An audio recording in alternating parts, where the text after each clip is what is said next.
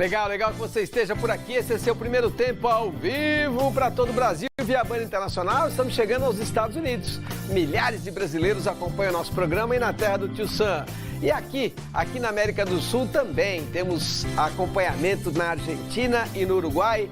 Saludos, hermanos! Deixa eu aproveitar e dar um bom dia ao grande preparador físico, uma história a ser vista do futebol.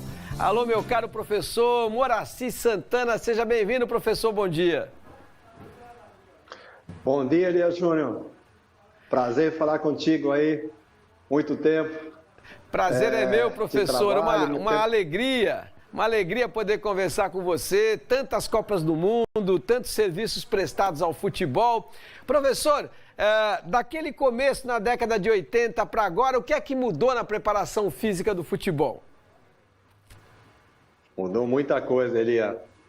Ali eu acho que até foi uma coisa que aconteceu no início da década de 90, né, quando a gente chegou no São Paulo, aproveitando aquela estrutura, aproveitando o Dr. Turíbio Leite Barros Neto, que era o fisiologista.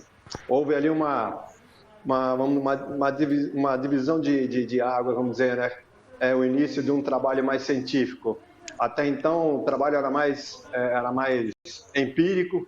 E aí, com as avaliações, com o departamento de fisiologia, passou a ser um trabalho mais científico. E de lá para cá, em decorrência até da evolução do próprio futebol, hoje, com muito mais intensidade e tudo, o treinamento também muda e passa a fazer esse tipo de trabalho que exige mais intensidade, força, potência e velocidade, né? Então, o trabalho está mais dirigido nesse sentido. Agora, professor, a questão é a seguinte, qual é o ponto de equilíbrio, né? Porque a gente vê que o futebol está muito mais intenso, a ocupação de espaços também é muito maior, mas isso significa que você vai exigir mais do corpo, você vai exigir mais do atleta fisicamente. Você escapa um pouco daquela coisa futebolística, talentosa e vai mais para o físico. Qual é o ponto de equilíbrio? Como é que a gente sabe exatamente até onde pode ir para que o atleta ele possa render, mas que ele também possa sobreviver a uma temporada futebolística? Olha, a preparação física ela vem para auxiliar, né, o atleta, né, para que ele possa desempenhar bem suas funções e também auxiliar na técnica, auxiliar na habilidade, né? Quanto melhor preparado ele tiver, é lógico que ele vai ter um desempenho melhor, tanto tática como tecnicamente, e também usando melhor a sua habilidade e sua técnica. Então, assim, eu acho que no futebol de hoje, né, a gente falar de tantos jogos lá, na década de 90 a gente já fazia muitos jogos. Eu acho que esse aí não é o diferencial, não. Eu acho que o que mudou foi essa intensidade. Você tem que se adaptar esse atleta a esse tipo de intensidade. Então, assim, o equilíbrio, eu acho assim, o ideal, né, seria que esse atleta tivesse não só essa condição física excelente, como também ele fosse técnico e habilidoso. E aí o treinador poder utilizar esse atleta da melhor maneira possível dentro da sua característica tática, né? Dentro do seu modelo tático.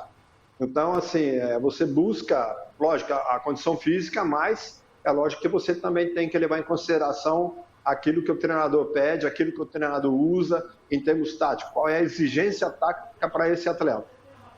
O professor, o senhor trabalhou com dois ídolos meus, o Tele Santana e o Carlos Alberto Parreira. Queria que o senhor definisse cada um dos dois, as diferenças entre um e outro. Olha, o Tele tinha um trabalho, assim, uma exigência muito grande de cada atleta, de tirar o máximo de cada um. Né? O tipo de trabalho dele, diferentemente do Parreira, ele fazia muitos treinos 11 contra 11, jogos treinos também, para montar a equipe da maneira que ele gostaria que ela atuasse. E assim, conversava muito durante os treinos para posicionar os atletas, sem parar o treino. O Parreira já tinha um outro tipo de trabalho, que era um trabalho mais tático, né, de posicionamento. Ele começava sempre lá se preocupando com a defesa, para ajustar bem a defesa, e depois ele ia seguindo até o ataque.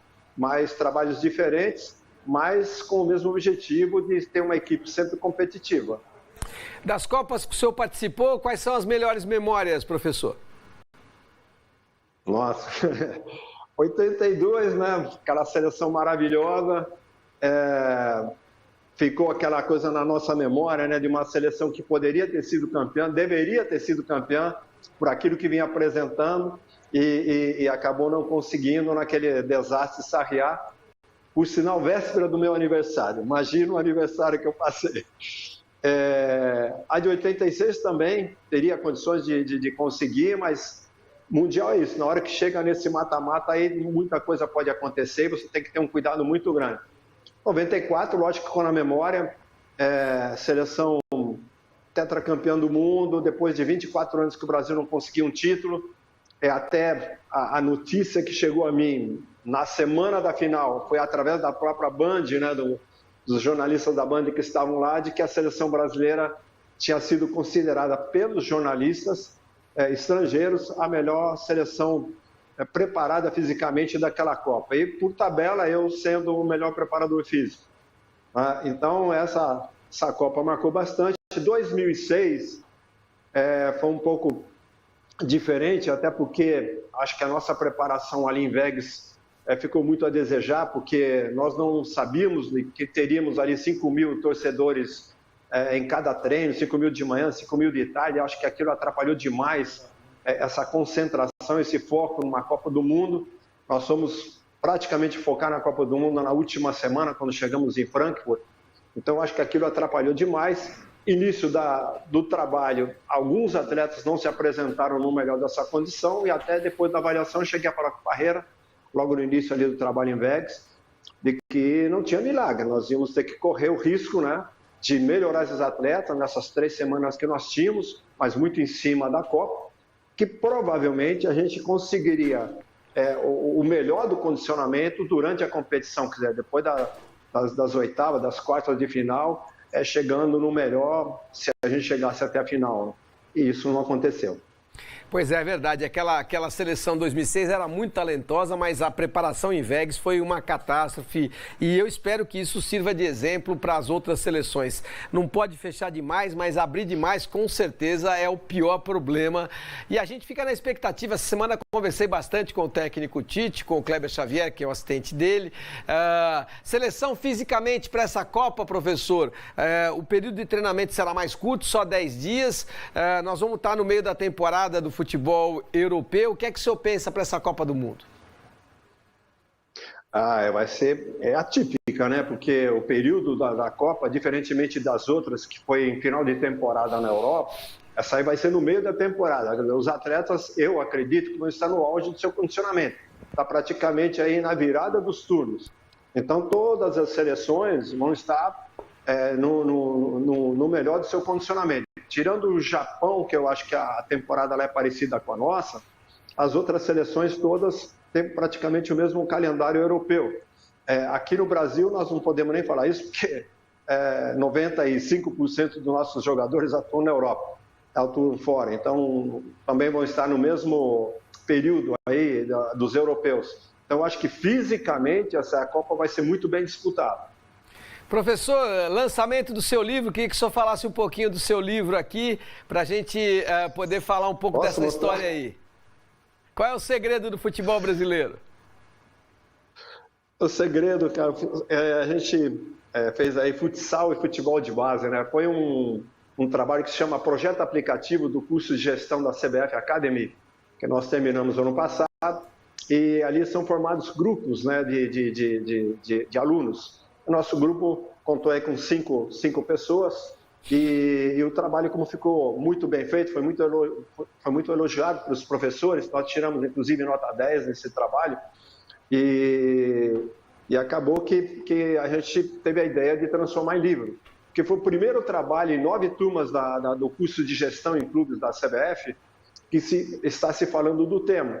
E hoje, assim, é uma coisa muito pertinente ao futebol, no momento, né, em que até você mesmo citou aí, os espaços diminuíram, né, as equipes jogam mais compactadas, e o futsal já traz isso, né? E o mais importante nisso tudo aí, é de você falar de futsal, vamos dizer, no guarda-chuva do futebol de base, é que você já começa a observar esses meninos a partir dos 7 anos de idade, né? Então, aqui no futsal aqui de São Paulo, você já tem sub-7, sub-8, sub-9, sub-10, sub-11, aí 13, 15, 17, 20. Então você já começa a acompanhar esses atletas desde o início. E nesse livro aqui, a gente é um livro sobre gestão, né?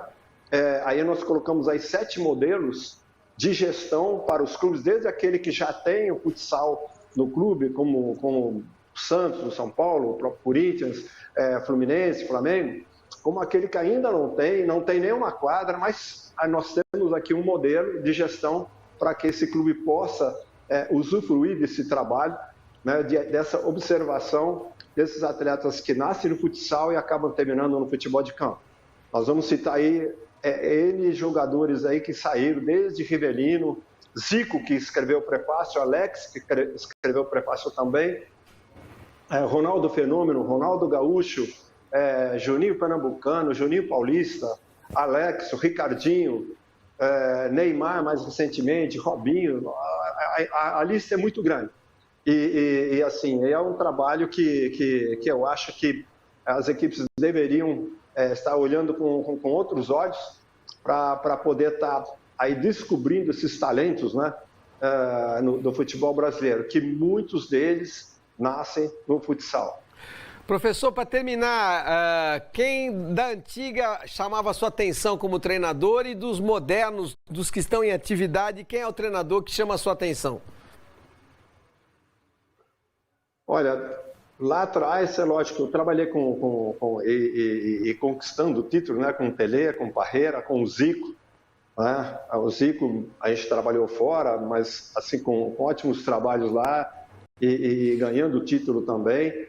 No momento, eu vejo aí, dos que eu trabalhei, Mancini, né? Eu vejo também o Dorival, do Flamengo, hoje já com um trabalho excelente no Flamengo. Então, eu acho que são treinadores aí que estão cada vez melhor, né? Até utilizando mais a sua experiência e se destacando aí agora no futebol brasileiro. Maravilha, conversamos com Moraci Santana, uma história a serviço do futebol. Muito obrigado, professor. Boa sorte com o livro aí na vida também, viu? Obrigado, Eli. Obrigado pela oportunidade, abraço. Parabéns pelo programa. Abraço.